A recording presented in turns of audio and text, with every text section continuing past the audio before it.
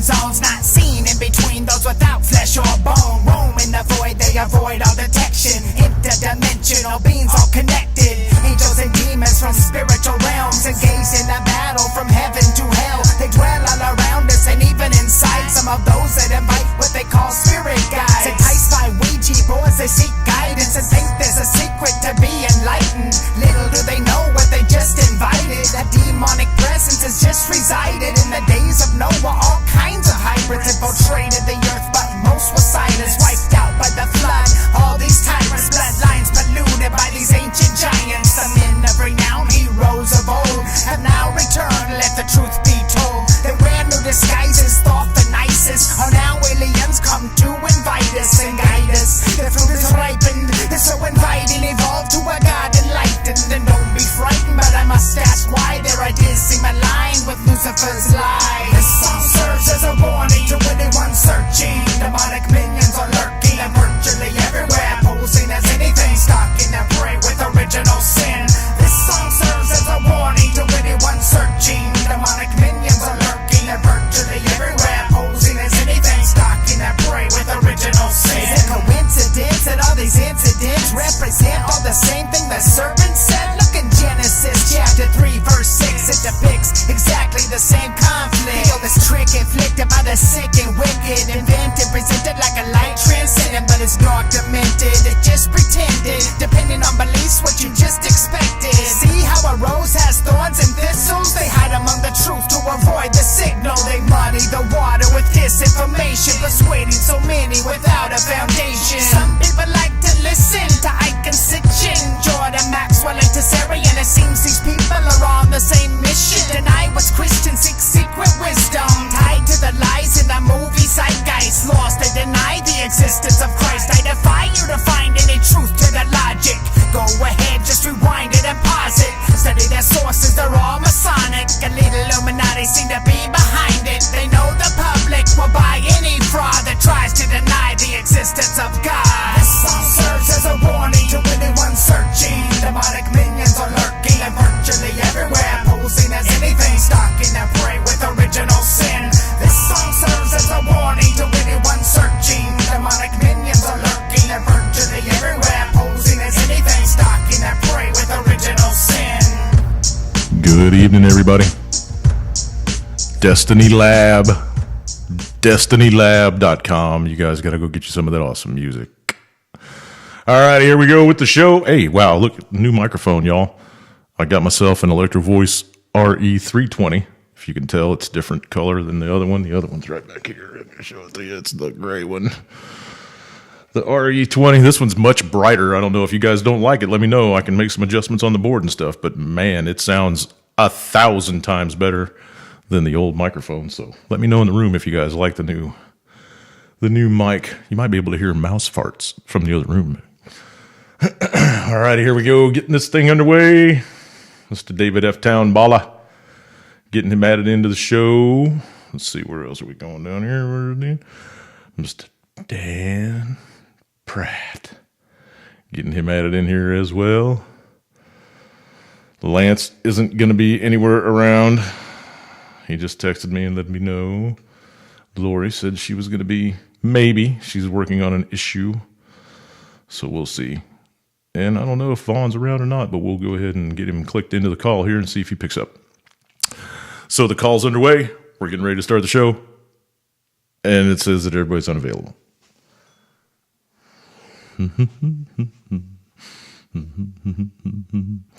They're supposed to be ready. You know, it's Wednesday. It's 8 o'clock Central. Well,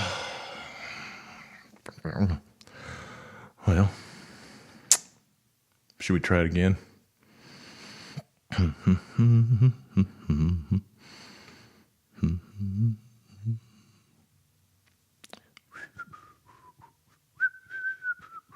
It didn't even originate the call. Let's try David. See if we can just get one person.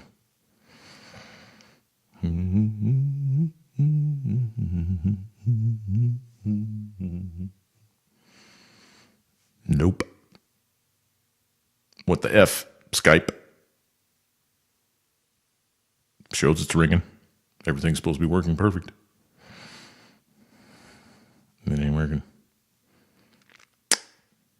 Busy. Says he's busy now. David? What the F?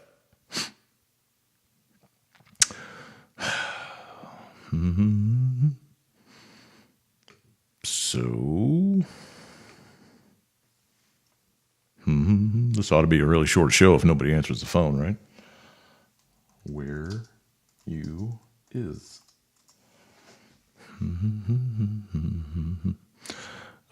Evidently Lance is listening because he just texted me, "Gotta love live radio," with a little laughy face. Fuck off, Lance. You're supposed to be here too.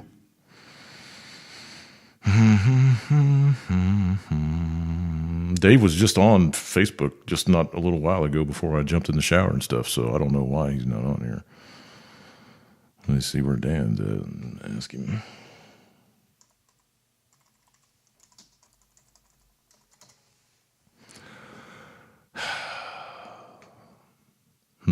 It's your fault, Lance. You know that, right? I mean, you're the one that first started just fucking off the show, a couple years ago when you started saying, "Oh, sorry, not going to be around on Wednesdays, not going to be around on Saturdays."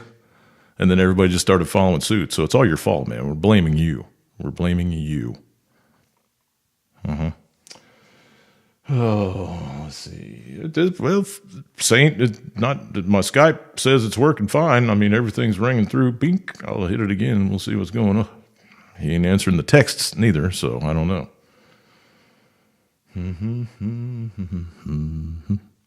Usually he picks right up. It's kind of strange. Dan's supposed to be here too, so we ought to see him just directly.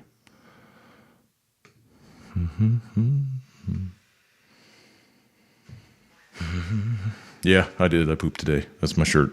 I was going to show it at the second hour, but standing far enough away from the camera now that it shows up anyway. So it's okay. David F-Town Bala. David, come on, man. 10 minutes into the show.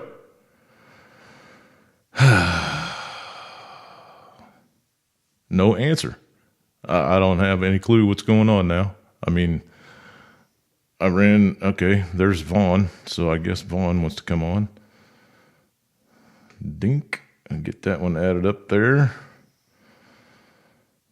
And then, I mean, if Vaughn answers, right, we'll be able to know that the Skype is working properly, and he answered, so Skype's working properly. Hello. How's it going, Vaughn? Hello.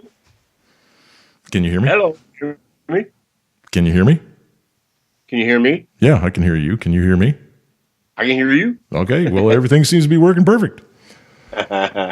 So then that leaves me to question where Dave's at. He said he was ready to come on the show and everything. So I don't know. We'll just have to keep strolling along, and as usual, we're blaming it on Lance. So all right.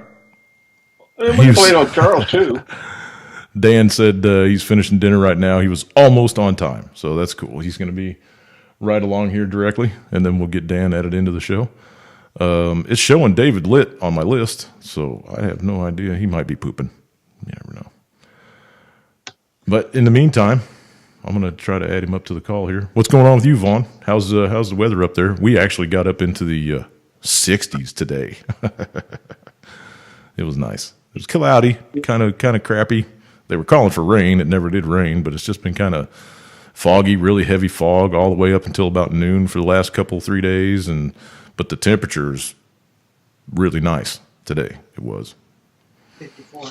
It's 55 degrees in Muncie, Indiana right now. Mudtucky. Yeah, see, we're all getting a little blast of spring just to keep us all pacified and for the next snow blast that's coming through. I guess what they're calling for like late Thursday, early Friday for it to start winding up, and then all up and down the middle, the east side of the Mississippi from like Memphis all the way up. You guys are going to get another blast of snow. Yeah, thanks a lot. I needed that. It's not me doing it, man. Blame the Weather Channel and all these chemtrailers. Yeah, I would have been on here sooner. I'd have been on here sooner, but I was putting Mint 17.2 in my 2006 iMac. Huh? That's that's a dual core, not dual 2-core, but a dual core. And it actually operates, turns on, reboots, and does all kinds of things. I was trying to get Skype. If I could have gotten Skype, I'd been on it. Mm-hmm. So I had to drag out the old faithful here. And you know me, I'm always doing something with my mind. Yep.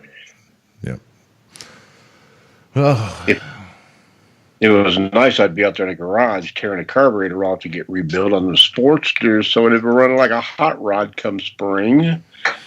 The mechanic's ready to do that. Yeah, he's a CV carburetor expert, you know, and I let him do that kind of stuff. I'm an S&S. I don't mess with CV carburetors. Not that I haven't had one in my hand, but, you know, once you buy the kit, you might as well pay the couple extra bucks and let a professional that's done many, many times on, and then throw it back on there. I wish I had the money to get my bike down to a mechanic and get it ready to go for the spring, but a little short on funds. Businesses. Well, we're not talking about a bunch of money. I don't do those big trips. I don't know. Mine, ever since I got the S&S engine put in it, it just will not cold start, at all. It could be 100 degrees outside and full battery charge.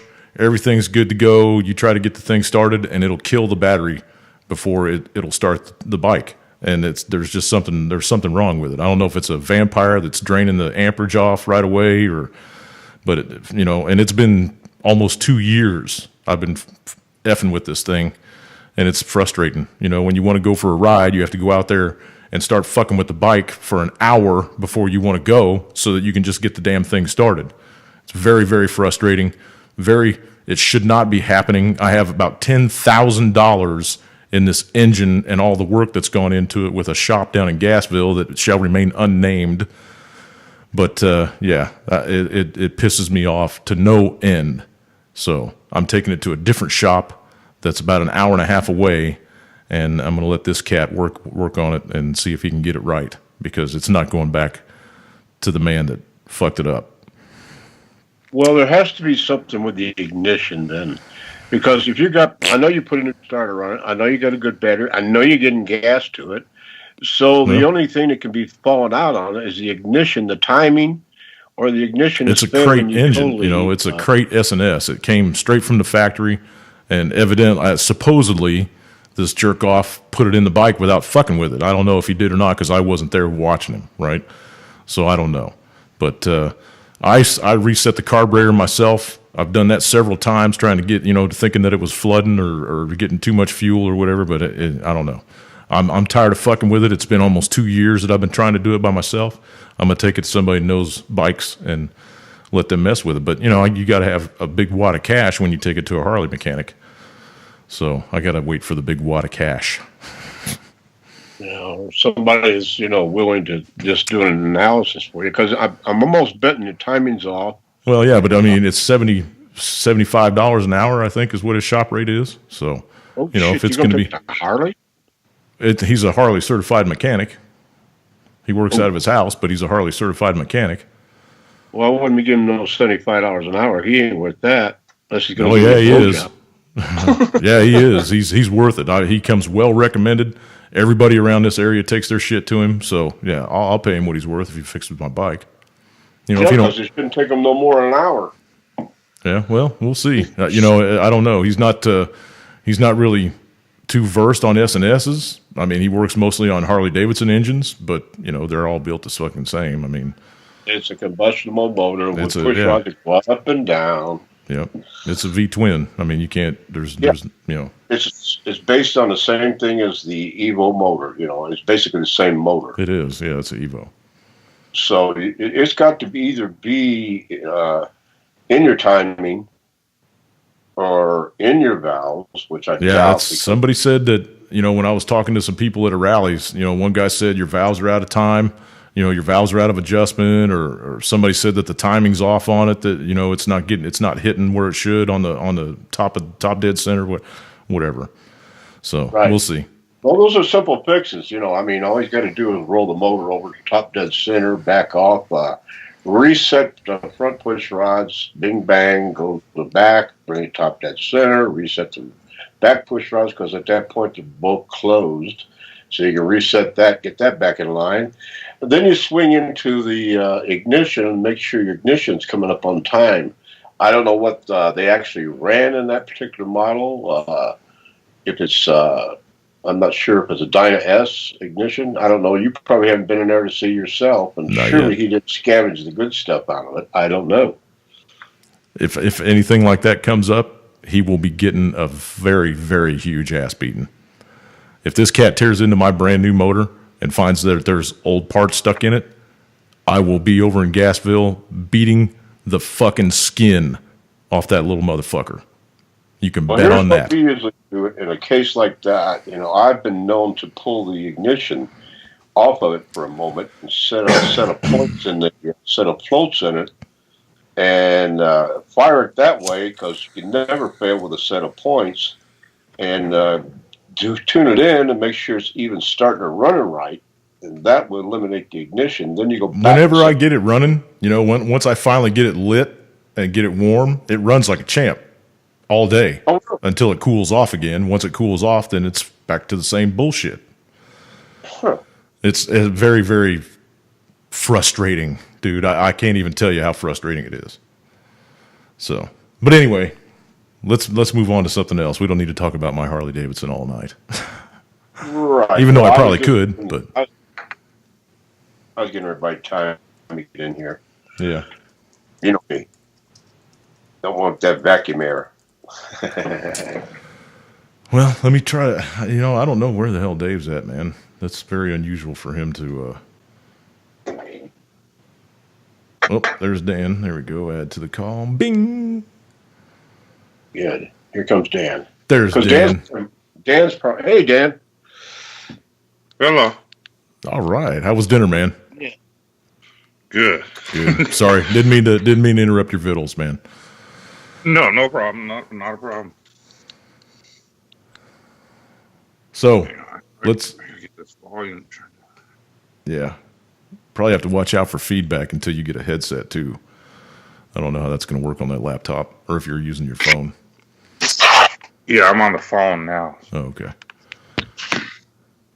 All right, so let's jump into the rabbit hole stuff, or the talky stuff, or what's going on around what's on top of your agenda right now, Dan? What are you paying attention to? I saw the video today about Bundy and all that, and I think that the next thing that the people that are all that are rooting for the Bundys, I think the next thing you people need to focus on is some justice for the Finicum family, because Lavoie was murdered in front of everybody, and I don't think that should sit at all, not at all. So that's just my thoughts. And that's actually, one of the things I don't know. It's bound to happen, but there is this, whatever it is, theme or something going around in this movement or whatever it is, the truth that, that everything's fake. And, I put that video up and here they come, oh, he's a fucking Rothschild, or he's the same shit that I get. You do videos long enough, all of a sudden you get these fucking people that, and I've been guilty of it myself, so I don't have a lot of room to talk. But I finally realized how people will just, I got groups of people out there now that just make shit up out of the blue about me and just do video after video after video after video. And so now, of course, it's all Lavoie was staged. It's all like that's any better. Like a government that will fake assassinating someone is any better than the one that just kills them. Right. I don't. Right. So either way, how is just ignoring it going to make the problem go away? And so in other words, I fully agree. If you studied that at all, that's again the best crisis acting I've ever seen in my life. Those people in that truck after he gets shot and they're banging that truck up. Wow, that's some great fucking crisis acting. Right. Right. It's. So, yeah, I fully agree. There needs to be some justice for that man as well. Vaughn, you want to add in? My point on that is that if anybody paid any attention to the original FBI on that, they had planned that, okay? They had the drone in place. They had the ambush in place, and they had the FBI agents driving particular vehicles. Okay, here's the scam, guys. The man was killed, all right? You can deny all you want. In fact, you can get up in the morning. You go to bed as a fat ass. You're going to get up in the morning, you're still going to be a fat ass until you do something about it, all right? You're going to be ignorant until you wake the hell up. Hey, man, are you knocking on my way? We have a country that will not follow the Constitution. And these men made a stand, and they spent 2 years of their lives fighting for this cause, okay? And I don't care what you want to call it. It was a honey trap, blah, blah, blah, blah, blah. They still did it, okay? You can't deny the fact that they stood a cause, and they proceeded to win, all right, in the reality. Now we're going to pick up the pieces and prosecute the right people. Okay, well, I don't know about that. I don't know about all that, but the fact that they actually let them out of prison is a good thing. You know what I mean? Dropped all the charges against them. That's a good thing. The next thing that's coming from their family, I would guess, is going to be a wrongful arrest lawsuit or a wrongful imprisonment lawsuit or something to that effect. I don't know if they'll ever get away with that either, but you know, as far as the government prosecuting themselves, or I don't see that happening, man. I really don't.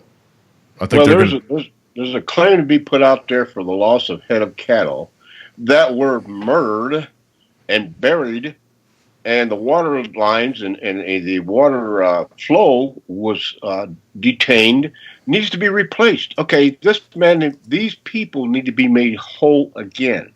Okay, you know, Lavoie's family. Absolutely, I agree with that. Prosecuting them. Well, let me ask you both this: do you still think that Bunkerville and Malheur were honey traps? Do you think that that they were organic, and then the government took advantage of them to try to flush out the patriot movement?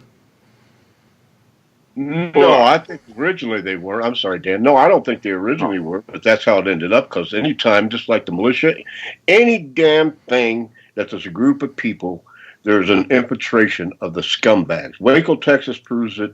Ruby Ridge proves it. I mean, everything the government get their hands into and scatter and change, they're going to do it. So initially, I think it was all a righteous cause, and then in both cases, the county police did not do their job. They let the override of the federal government. That's what I got to say. Go ahead, Dan. Yeah, that basically the same thing as what I was going to say. It's someone had mentioned Schaefer Cox in my video I did earlier today, and he was a guy up in Alaska. I think that, you know, he's same kind of libertarian. He had started a group. I forget what it was called, but basically they would go around, and when the cops are messing with people, they'd call each other to come and videotape. You know, when like they had a certain number, like a 911 number set up. Right, like a cop watch thing. Yeah, and so people would show up and start video recording. Well, they infiltrated that, started threatening to take out cops and that, and they've got him sitting in federal prison still now. So no matter, and I did a video back a year and a half ago on that in Houston, where people are saying we got to get organized. And I said that, you know, you got to be careful with that, because no matter how good your intentions are, they will always infiltrate to demonize and take you out if necessary. That's what they do. It's their game. They're excellent at it. You're not going to stop it, so you better be aware of it if you're starting to organize these groups. That's what they do. I fully agree. You know, they've got undercover people everywhere, and if they're not an undercover FBI agent or an undercover 3-letter agency agent, they're going to be someone that's paid by one of those two agencies, you know, one of the 3 letters. So, yeah, and you see that in all the rallies too, you know. The people that run around with their faces covered that are violent are usually the instigators, the infiltrators, the people that are there from the outside. And right off the bat, after the Malheur shit went down and they arrested everybody and all the court cases started rolling around, we all found out that the cat driving the Jeep behind Lavoie's truck was an FBI plant, you know, right off the bat. So, and there were some people from the 3 percenters that were shady as fuck. So, you know, it's just... You know, and this is what sucks, and this is what kind of, I mean, I'm starting to get a little glimmer of hope for humanity again, just because of some things that have been going on since, you know, before Christmas. some big things that have been going on. But that really puts a big dent in us trying to start an actual, I don't want to say revolution, but an awakening, a full countrywide, everybody in the country starting to wake up, is because they've got infiltrators everywhere. And when you try to start an organic grassroots movement, they slip in and start fucking with it from the inside and making everybody turn into backstabbers and questioning shit and blah, blah, blah. You know, it's just, it's horrible, man. It's really horrible. And that's why we call it the beast system, right? It's everywhere. It's like a fucking octopus. Go ahead.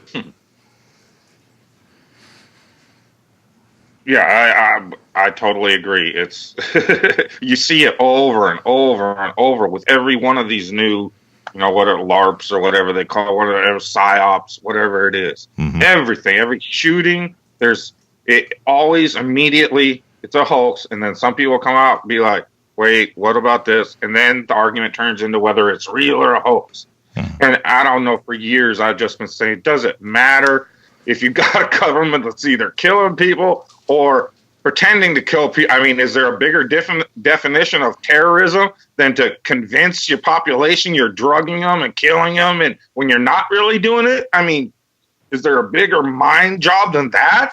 So either way, it's psychopathic. It's, you know, it has to be stopped.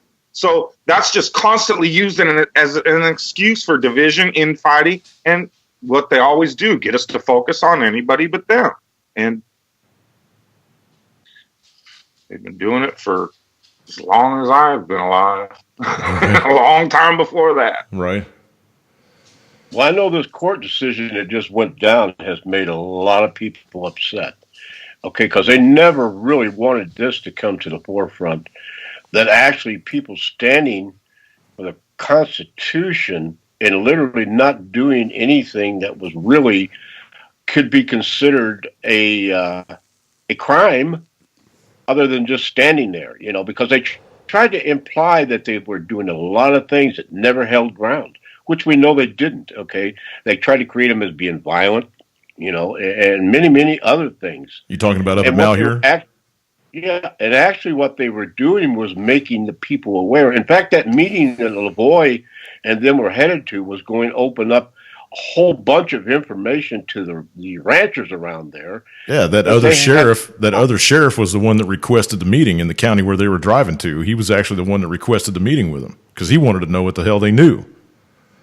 Right, exactly, because he wanted his people informed in his own county, you know, right. And they figured the only way they could justifiably do it was take it out of that county and bring it to a biased county and drop the information and see where they stood with it and get more backing. And that's what they were scared of, because at that point the backing wasn't strong. You know, it was starting to dwindle, and it really was starting to hemorrhage. So what they needed to do was to move their operation into a different county and regroup, and they did not want that to happen. That's whoever the entity was, because I cannot pinpoint it. I don't have that information, and I don't know who will ever have it, but I know it went down bad, and it should have never went down bad. Bunch of trigger-happy cops, man. We got them all over the fucking country now. You see them all over the place killing innocent people now. You know, that's just the way. And they didn't, like you said, they didn't want that meeting to take place, so they were going to stop it however they could stop it. It's just, you know, and we're rehashing old shit. This is old shit, man. And people are just they're gonna look at it and they're gonna go, yeah, they're out of prison, big deal. Nobody's gonna fucking take this and run with it at all, except for the lawyers that are gonna get paid heavily by whoever. You know what I mean? It's just, I don't know, man.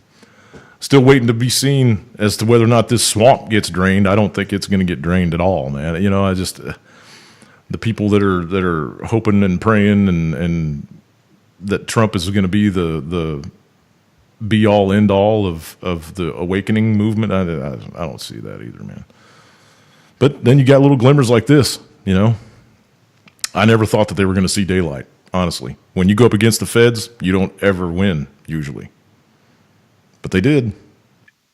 There was actually a judge that had a conscience, which is rare. But all kudos to her. Dismissed it with... Go ahead. Yeah, that's just like the oil deal there up there in the that's all they were, Dakotas. and I think that's what they were initially trying to bring everybody's attention to, was that the Uranium One deal was going down, and they were taking all this land away from these people simply for that fact. You know what I mean? It's the Agenda 21, Agenda 2030, whatever you want to lay label to it. But Clinton was up to her fucking eyeballs and all that shit that was going on out at Malheur because shit was going to get dropped. We found out after the fact all the things that they were trying to, them stealing the Indian artifacts, the uranium deal that was going on with all the land up there, Harry Reid being involved in all the bullshit up there and down in Nevada. It's just the corruption was getting ready to come out, and they had to shoot a motherfucker over it, right? Well, they did. I believe. No, I'll let Dan talk in a minute, but I believe the shooting was to show their strength and how far they'll go to suppress any kind of movement like that. I mean, look what they did in Waco, Texas, Ruby Ridge, and so on and so forth. I watched a document on Waco, Texas, not to take it a different world, but that document pretty well broke it down and should have been reviewed by the government, but it never will be, because they will not turn on themselves, because they would have to turn themselves and cuff each other and put themselves in jail because of the judgment calls they made, And then in this case right here, this is unprecedented. It really is. I mean, we can smile, get up in the morning and say, yeah, hey, there is still a chance for America and justice to be served to the right ones, Whatever the hell that's worth. Yeah, well, the justice for America is going to come from God Almighty, and you all better tighten your bootstraps up for that one, because it's going to be, it's going to be ugly. It's going to be ugly. Go ahead, Dan. Well, yeah, I certainly understand the glimmer of hope. As much as I can't stand these leaders and make that perfectly clear, I'm human, and of course I let the sliver of a dream creep into my head every now and then that maybe there is a chance, maybe people will wake up, but it's not going to happen with this. And especially when a man does get killed, and instead of the outrage and the fury and the calling for justice, it's nowadays, especially in the fucking movement that's supposed to be, saving everybody and waking everybody up. It's just easier to say it's a hoax and not stick your neck out, Right. And it's like, wow. Or they just, when the whole Malheur thing was going on, everybody was interested in it. They were watching it like a fucking soap opera and just posting about it on Facebook. And, nobody was, and I got to agree, I thought it was a honey trap to begin with, so I wasn't going to drive up there and try to stand with the people. And no, wasn't going to do it. Wasn't going down to Bunkerville either. Not going to get that close to feds that have automatic weapons and not going to do it. But just the fact that once it was over with, it was over with. Nobody kept talking about it at all. They just moved on to the next story. Yeah, that's what always happens. And when it was going on, I made a video at first saying I thought it was green screen when fucking I can't remember his name. The first people that came out and announced it, and they were in front of the snow, and it looked like they were in front of a green screen. So I came out and said, "This looks fake as hell. What the?" And then I watched a little bit, and I was like, "Okay, maybe there's something to this." But I could see the sentiment of people. I ain't going to Oregon. Oh, the honey trap conversation was already coming out. So I made a video just saying, okay, fine. If you don't want to go to Oregon, I totally understand. I can't and don't either. But if you agree with the sentiment, the message being delivered, you can go to your city building. You Right. can go to your county building, your BLM building. Right. It doesn't have to be go to Oregon. But stand up. If you're ready and sick of it to do something, then stand up and do something. If there would have been, if there would have been a group of people to do it, like we just discussed then, you get infiltrated. A lot of people are aware of that. So they are masters at catching you in your own game. And I think the bottom line of it is people think we're going to talk our way out of this or something. And, it's going to come down to we're just going to have to say, no, we're done with you people. We're done with you. right. And then they're not going to put up with that. So they will attack. They will try to force their will. Of course they will. And you're going to have to deal with it. And one way or another, it's coming down to that situation. It's just when it all comes to that point. I've been saying it since I got on the radio doing online shows. Ignore your government because they ignore you. They don't do anything that we ask them to do. The senators don't listen to their constituents. The congressmen don't listen to their constituents. They don't do shit that we ask them to do. They do what the lobbyists pay them to do. That's the way government runs. It's been that way since before I was born, and it's going to be that way long after I die unless this shit collapses. It's just that simple, you know. And good to go along with what you were saying, Dan, if there would have been 20 malheurs at the time that it was going on in 20 different states, then something might have been done. Then we might have made a change. But for 100 people to stand around in Oregon and try to get the word out, and for everybody on Facebook just to be going, "Good job, guys! Good job!" That's not going to get it done. That's why I tell everybody just pray the blood of Jesus Christ over you, your family, your house, and your friends, and everything that you're around, to protect you. And get you the one of them booklets and understand what the Constitution really reveals for you and where you stand. It doesn't hurt to have that knowledge, okay, and try to understand each and every part of it. Truly, whether or not you're ever going to use it, you know, that's up to the individual. Because the worst thing you can do is start preaching the Constitution to somebody that's already pulled you over, or going to play that game with you. You know, it could get real ugly. Okay, if you don't know what you're saying, don't start going at a cop. You better know verbatim what the law is in your state, town, municipality, whatever. If you ever start going at a cop, I see a lot of videos on YouTube. Cats get pulled over and they start filming and shit, and then they start rattling off whatever. And you're gonna go to jail, dude. You're gonna go to jail. So, yeah, I agree with you totally when it comes to that stuff.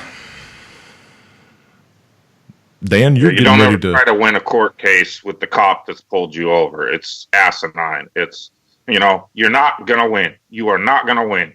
You know, maybe 1 out of 10,000 people talks their way out of a ticket, you know, if they're lucky. Right. So, yeah, don't try to fight your court battle with the cop that's pulled you over. That's most of the ones that get out of tickets have really nice cleavage too. You know, just saying. But you're getting ready to go. Unless, like you said, unless you know what you're saying. Now, of course, if you know what you're saying, but yeah, in other words, I agree. If you know what you're saying and how to stand up to them, then by all means. But if you don't, you're better off just waiting and getting some advice, you know, right? Because you'll end up dead these days. There's a lot of shithouse lawyers that get tased and wind up in handcuffs, man. There's a bunch of them. And you're getting ready to go up before the man. What's going? I know you got a continuance and everything, but you know what's your shithouse lawyer saying to you? Anything? She's supposed to call me on the 15th, I think, or 16th, but it's same old. She's gonna cop a plea, and I'm just not. I don't have it in me to fight it, because if I fight it, I'm gonna fight it the whole way, and with how I would fight it, it'd just open a can of worms, and then who's going to be here to teach my kids? Because I've been threatened with contempt 3 times in family court, because I just, once I get started, you know, I don't stop. And so it's, you know, and they don't like being called out, man. They absolutely. Probably, I think since I was 16, I'm 44 now. So yeah, almost 30 years, 28 years. I think I've maybe had a license 3 of those years. It's probably the 10th driving on suspended I've had over those 20 years, and it's, you know, spaced out long enough that it's always the lowest class, and they fine you, you go on with life, you know. Right. The reason I even discuss it or bring it up is because, again, it's the principle of the thing, and it's, you know, they're taking $100 from me here or there, but when you do it from 300 million people all across the country. I mean, I just looked today for the cost just to get an ID. You have to have an ID everywhere for everything. It's $54 to get an ID here. I mean, that's a day's work for most people. I mean, it's just ridiculous. Yeah. Just ridiculous. Sorry, Dan. That was for, I was sending that to David, actually, on the Skype thing. Oh, all right. Trying to check and see where he's at, man. He's still lit up on the Skype. I don't know what's going on with him. We'll try to get him in here in a little bit. All right, what you guys? What's top on your watch list right now? What do you guys want to talk about? What kind of world events or anything happening that's got you guys' ire up? Vaughn, I was gonna. Oh, okay. Go ahead, Dan. I just actually I was going to ask. I haven't heard anything, but what's going on with Iran? I haven't heard. That's why I was wanting David to come on. 3 days. That's why I was wanting David to come on. He's the one that keeps up with all that shit. I mean, I've been watching little posts and stuff here and there, but I'm just not. I'm not really keeping straight on top of it. There's a lot of other stuff that I've been trying to get organized in my life. Like I said, I'm short on funds, so I got to get my ass out and try to scrounge up some more customers. I don't know. Let me jump over here to the Facebook thingy and see if I can find him on there. There he is. What's up, Dave? Hey, what's happening, man? My Skype has been screwed. I had to install and install like 2 times to get it to work right. Oh, no shit? Oh, okay. Yeah, but the thing wouldn't show on my contacts. I was going to give you hell that, somehow you couldn't clean your butt and you were sitting in there wiping for 20 minutes. But if that's what happened, I'll cut you some slack. All right, so Dan was just asking what's going on with Iran. We'll jump straight into the headlines, man. What have you got on your stack of stuff over there? Well, Iran, it's not getting as much media attention as it was like a week ago, and that's simply because the lack of information is not coming out of Iran. They've really cracked down on the internet there. They've pretty much turned it off so people can't send videos out. People are having to go like way around cutting corners to get videos out now and everything. Mm-hmm. But they had a state strike today on all your oil companies. All the guys walked off the job. There's like gas lines now. Now they're going after ways to economically and financially hurt the regime over there. And it's going to be just like Iraq, I imagine, because Mossad said they had eyes and ears on the ground. I imagine we got eyes and ears there, man. So I'm guessing that there's going to be oil fields set on fire and shit. It's just going to be like an Iraq Part 2. Well, America came out, was it yesterday, our Secretary of State, and basically said, told the opposition, you'll have every single thing you need. And they said that, you're not going to give this up this time. And so, they're having these marches and still having the protests. You're just not hearing about as much because of there ain't much being able to come out of Iran. But every so often I'll see a video come across from within the last couple of hours, and it shows it's still happening. Can I ask a question, Dave? Yeah. What have you heard about the use of those little bots as a assault weapon over there in Syria?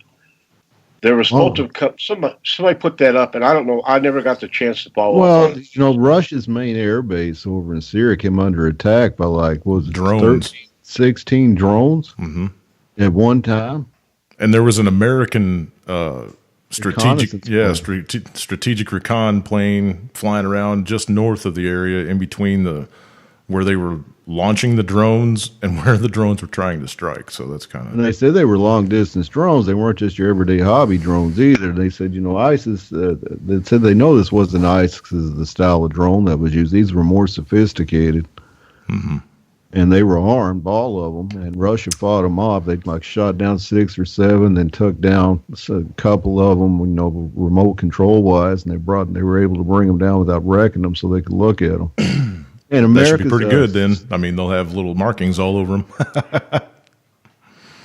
There's other stuff going on too. That their main air base got hit with artillery, and a lot of their planes got damaged pretty bad, and a couple of their soldiers got killed in these mortar strikes. And Sergei Lavrov came out yesterday pointing the finger right at us and says that, we sponsored this opposition group that did this shit, that we're giving them everything they need to do it.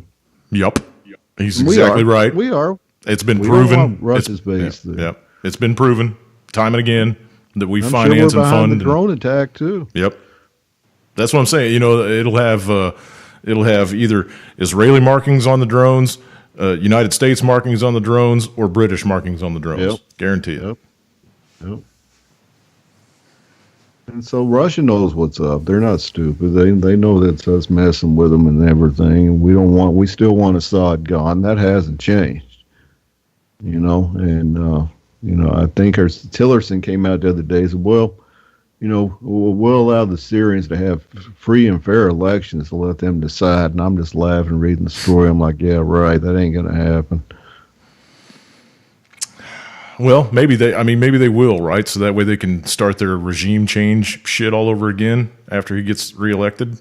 Well, they could. They very well could. I mean, I know that. I mean, look what a fabulous job we did in Iraq, right? That place is running like a well-oiled machine now. Well, you're not hearing a lot now. Turkey is doing a lot of invasions into the part in the Kurdish areas now and stuff. I mean, I read an attack yesterday they did on the Kurds over in northern Iraq, and it was an all-out war almost.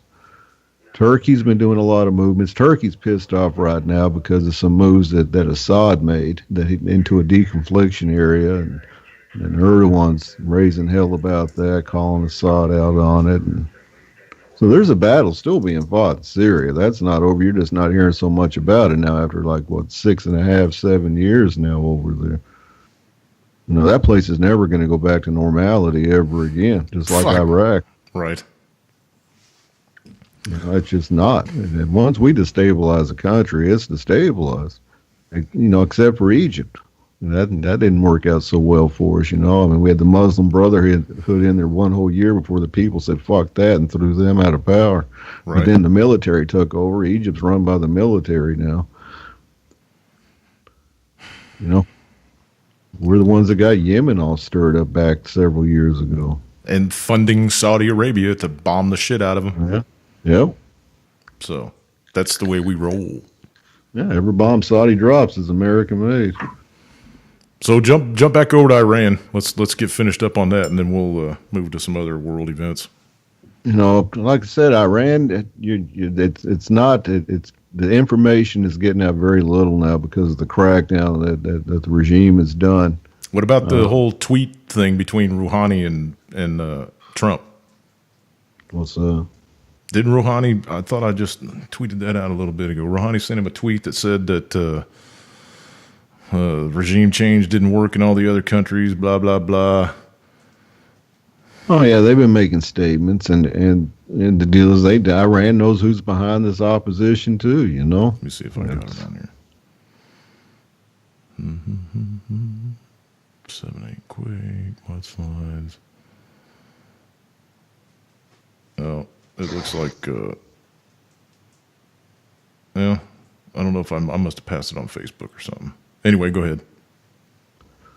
But people are protesting even more now because one of the protesters died in the hands of the Iranian the Iranian police. It's like 25 or something. They had arrested him. He died in jail, and they're saying they beat him to death, which they probably did. Mm-hmm. So. Oh, that's about it with Iran. What else? Trump's getting ready. Hadn't said if he's going to renew these sanctions on them from this 6-party deal or not. It's coming up. I think in the next couple of days he has to make a decision. Most likely he'll renew it like he's been doing. He's been talking hard on Iran, but yet he's been keeping renewing this nuke deal with Iran every 6 months or whatever. Every 6. I don't know how they do that, but he's renewing it again. And that kind of goes against what he's been saying against Iran. He just knows he can't leave the 6-party talks as bad as he wants. Right. And so he just re-ups it like every 6 weeks or something. And then every 6 weeks rolls around, he has to make a decision. Do we want to leave this or do we want to stay in it? And every time he's decided to stay in it. I know I saw a thing from Rwani.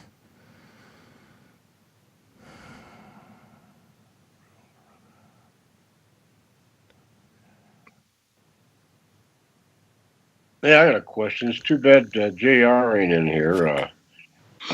Did they really apprehend $400 million in some kind of a storage for the Clintons?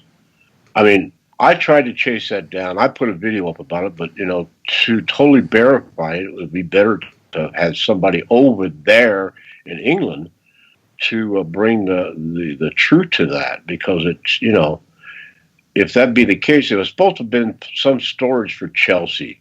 All right. So, if that be true, that'd be a good reason to put their asses in jail, but I don't know.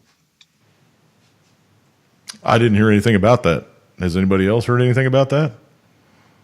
Was it like big pallets of cash in a fucking storage locker or something? $400 million? I think that kind of goes along with the same over. thing. That'd be all over. Oh, sorry. Go ahead. You would think something like that'd be all over the damn news, right?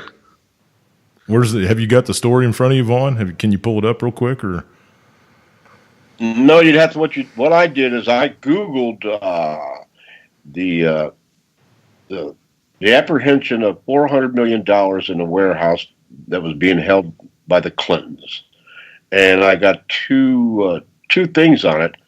But what I got, I really don't know those people that well. Yeah. And, it was just, and the reason I did is because it came from, I don't know if you watch that guy, Israel News Live, and his guest on there had dropped the hint on it. So I went to verify it, and all I could come up with was what I come up with. And I put that into question, whether or not it was fact, and ran with it. Anything that has Israel or anything like that in the title, I don't pay any attention to that shit. Sort your fall. Yeah, sort your fall, or no, I don't listen to none of that. No. See, that's and there's so many people out there doing that shit. It boggles my mind, man. It really does.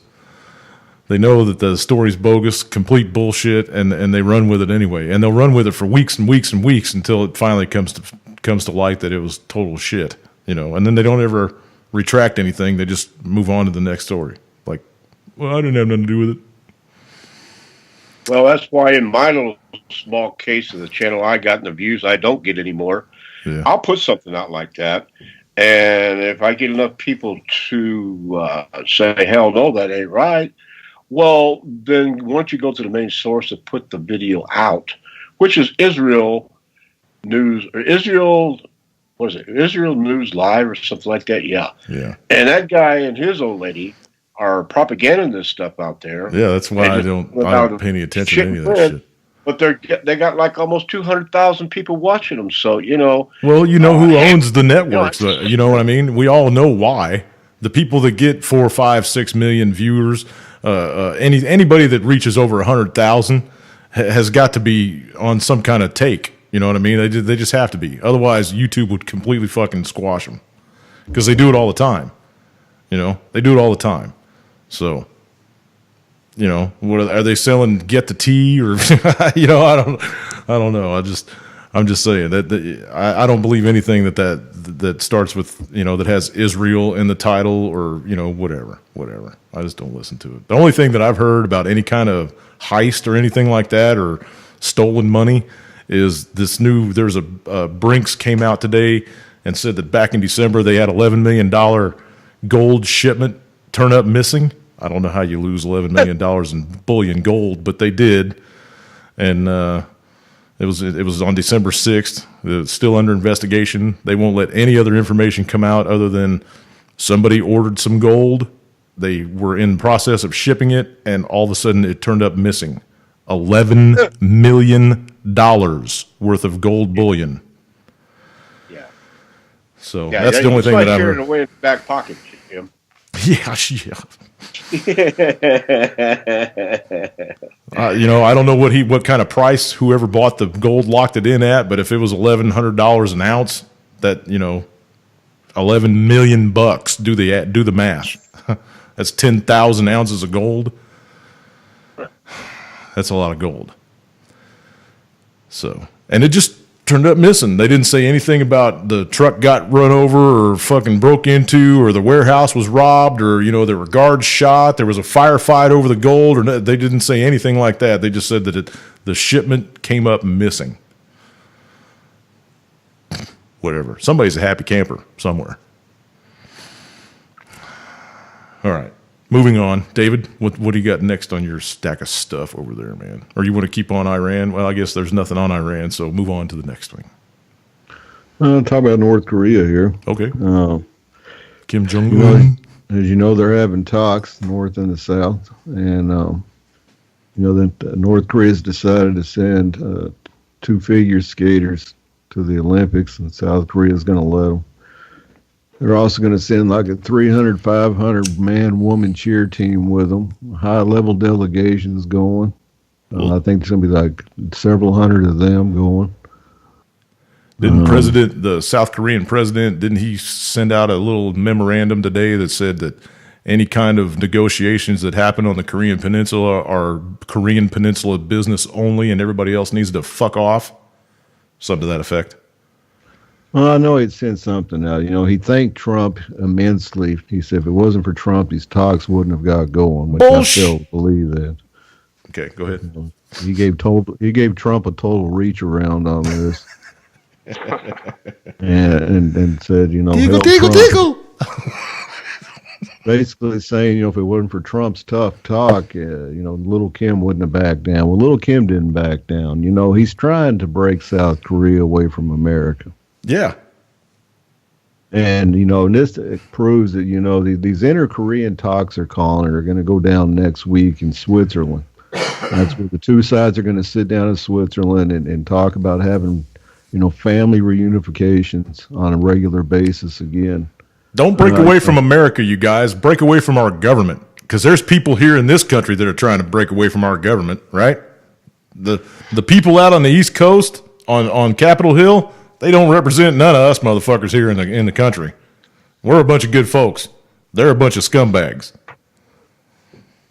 Go ahead, sorry. But, and so, little Kim wants to reunify the Koreas, but in his vision. And Moon's a bitch enough to do it. He's a big-ass fucking liberal. The woman president they had before him, the one that was consorting with demons and shit. Yeah, I remember her. She was a hardliner against little Kim, and if she would have stayed in power, we probably would have invaded them already. You think? And then, yeah, she was a hardline. She was a hardline war hawk, and she was going right along with whatever America said about North Korea. That's true.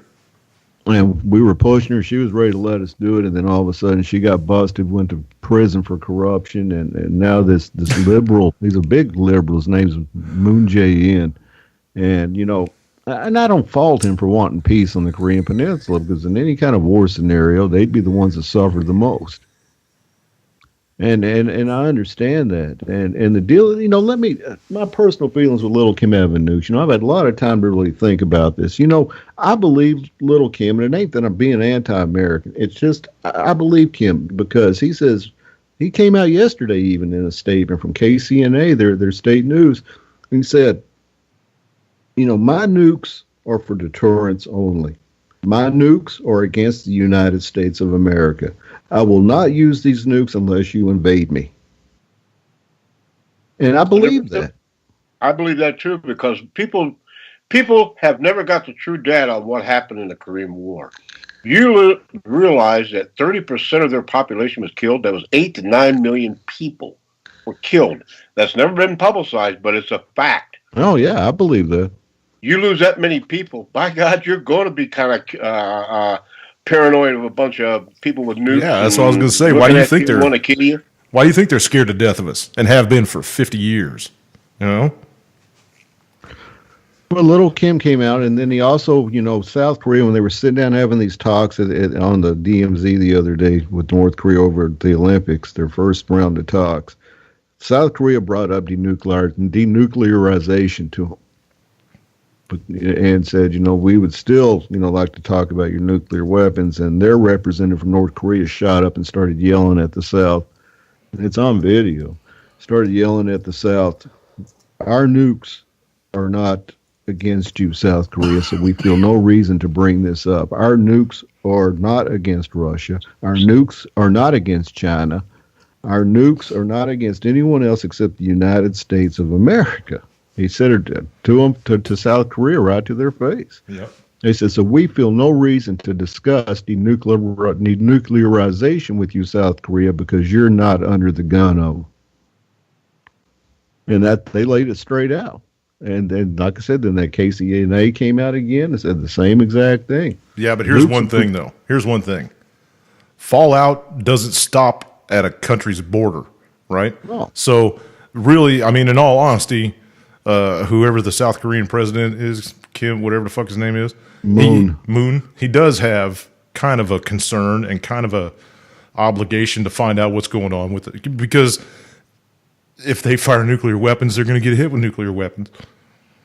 So. Oh yeah, and I can understand his, his concern. He doesn't want Kim to have nukes, but at the same time, he's willing to kind of look ahead of that and try to get things back on track with the two Koreas, and then bring denuclearization in at the very end, which could be years down the road. Moon's willing to live with these for the next 5-10 years if it takes. And he says, I don't care if you have nukes. I can live with that. I'd rather you not have them, but I believe you when you say that they'll never be used over here, even though if But what if we go to war with them in the next 5 to 10 weeks? Well, that's it. I don't see Kim, wanting to nuke us. This is just the our nation building, the New World Order, and they want to go in there. But I also see North Korea's plot here too. I see where Kim's playing his hand of trying to separate South from America. He came out tonight. This came on about an hour ago, straight out of Yonhap. That's South Korea's news source. It says North Korea calls on South Korea to stop military drills with the U.S. It says North Korea on Thursday, which is Thursday over there right now, called for South Korea to suspend its military drills with the United States, claiming the drills are the fundamental cause of growing tensions on the Korean Peninsula. And he's right. Yeah, he is right. It's just like with all the bullshit that they're doing with Japan. It even had China's hair up on the end, their little neck hairs up on the end, because they started running drills too because of all the shit that we were doing in the Pacific. We had 3 fucking carrier groups over there at one time running around strutting our penises. Of course, North Korea was going to be scared of that, I mean, even, so I understand where Kim's coming. Even another NATO nation, if we had 3 carrier groups running around off of their coast, would take concern about that. Yeah, Bush did that with Iraq. He had 4 in the Persian Gulf right before he left office. Yeah. We just sent some more guided missile cruisers into the Black Sea just earlier this week. I saw that. Go ahead. Yeah, but if you knew anything about the Navy would have never put 3 aircraft carrier groups together like that to be blown out of the fucking water. That's what I said. So when they were out there training mission. When they were out there cruising around, I said 1 EMP over the top of them, and they're all dead in the water. There'd have been 50 boats sitting out there bobbing around. Well, I'm sure. I will say I think personally it was Trump's stubbornness, trying to look like a tough guy, and he told Mattis stroking his cock. Yeah, he wouldn't have cared. The admirals had to be pissed off as hell, saying, "What the hell are we doing?" Well, they said they had to rearrange their whole list of drills just for that to come together, and it threw everybody off.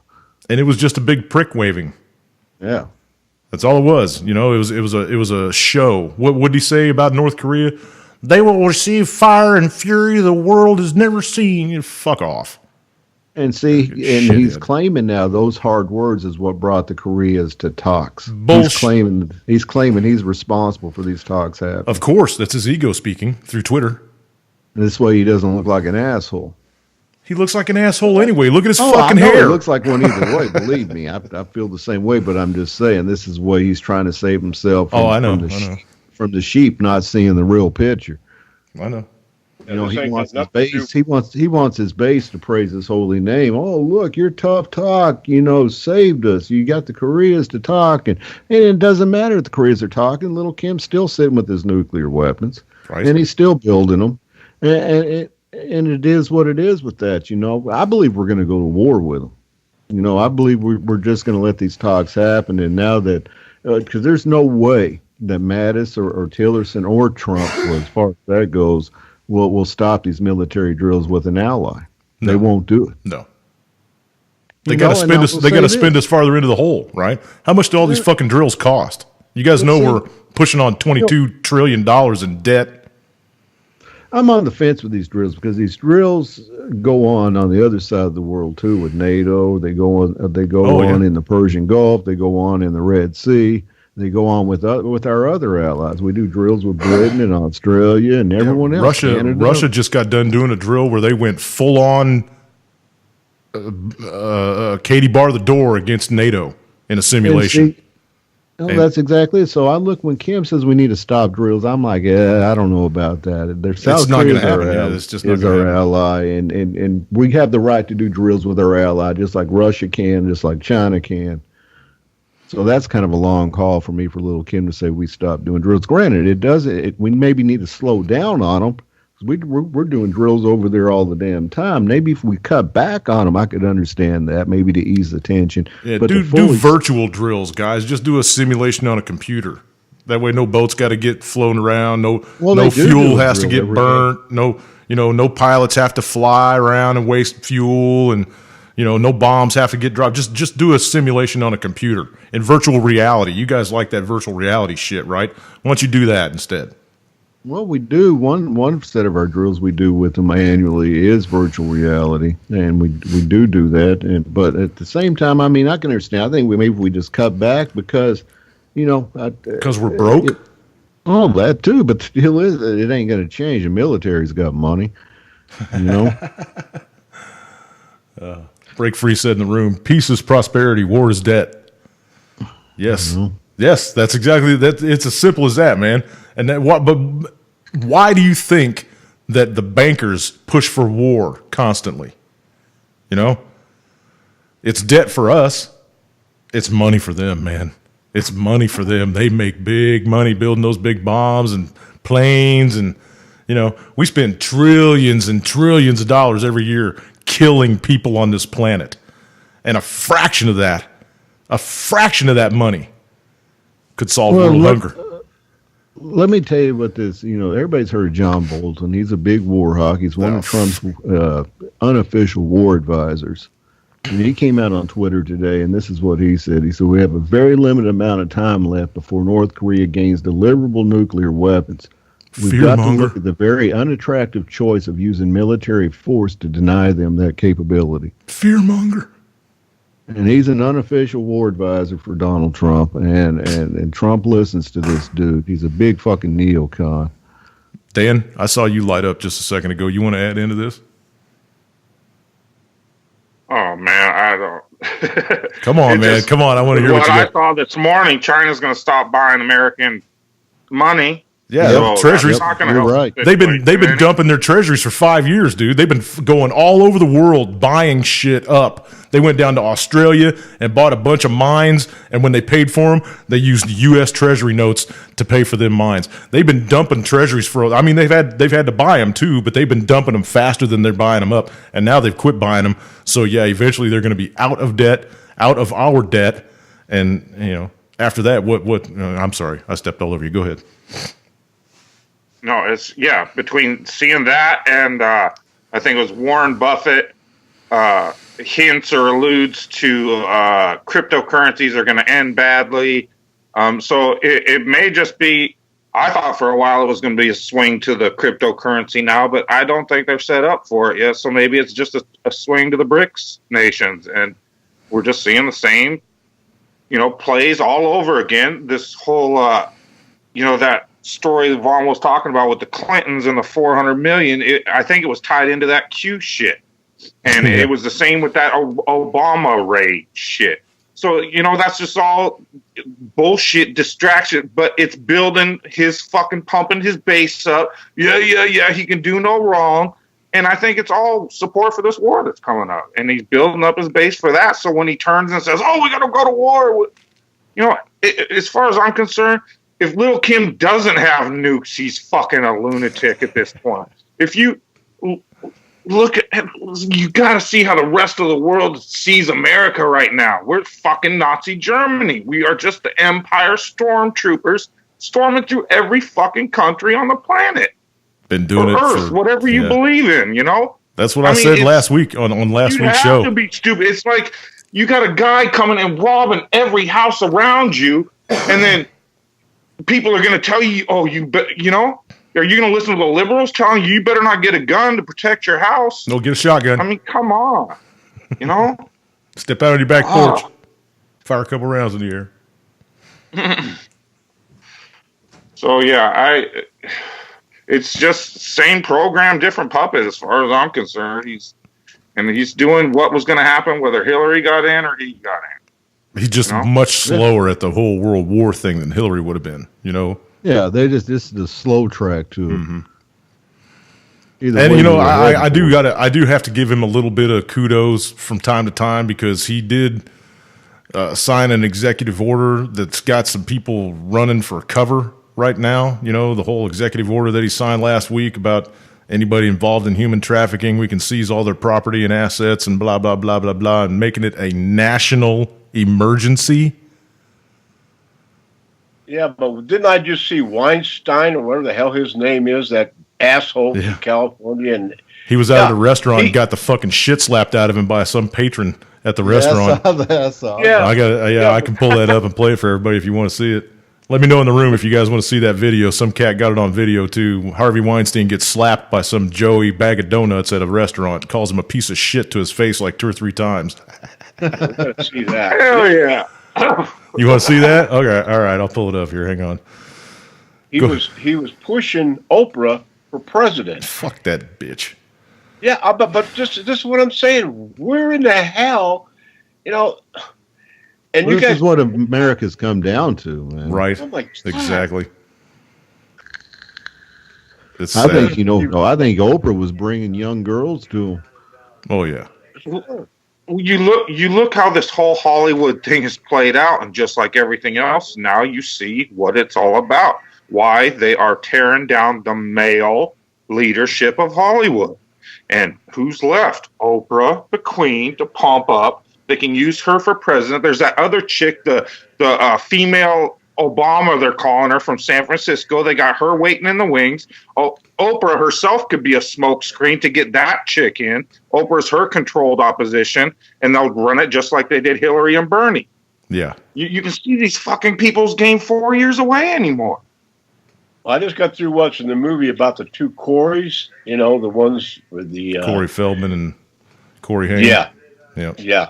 And that is... I mean, it's fucked up when you take 13, 14-year-old kids and destroy their lives like they did. And the route they took, you know, I blame part of it on them, sure I do. But, if those parents should be jailed, okay? How in the fuck do you take your young child and you're so damn busy, you don't let them go to Hollywood and play actor and molested and drugs and everything else? What are you doing? Are you a parent? Or what's up? Right. All right, here we go. I'm going to play this Harvey Weinstein thing. So get ready, everybody. Going to watch him get his face smacked. Don't do that, man. Don't do that. Shit. Don't do that. You're a piece of shit. Fucking with those women. Get the fuck out of here. Get your fucking ass out of here. You're a fucking piece of shit, Weinstein. And what would you do about it? Shut the fuck up. Get the fuck out of here. You can't do.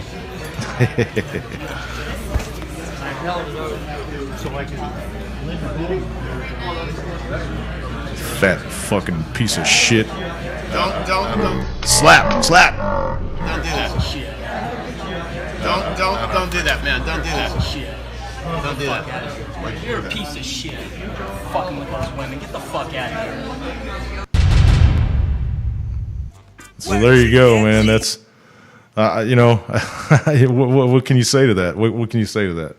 That was beautiful. I wish I'd have been there live to watch that happen. Because he is a complete piece of shit of a human being. I don't care what anybody says. He's a fucking piece of shit. The rest of you want to comment on That's that? what I said a few times. I mean, it's not everybody, but people are getting fed up with the shit. Mm-hmm. So, I mean, I'm telling you, I got a feeling they're going to have to throw up a few sacrifices at least, because people are out for blood. I mean, it's a different tone.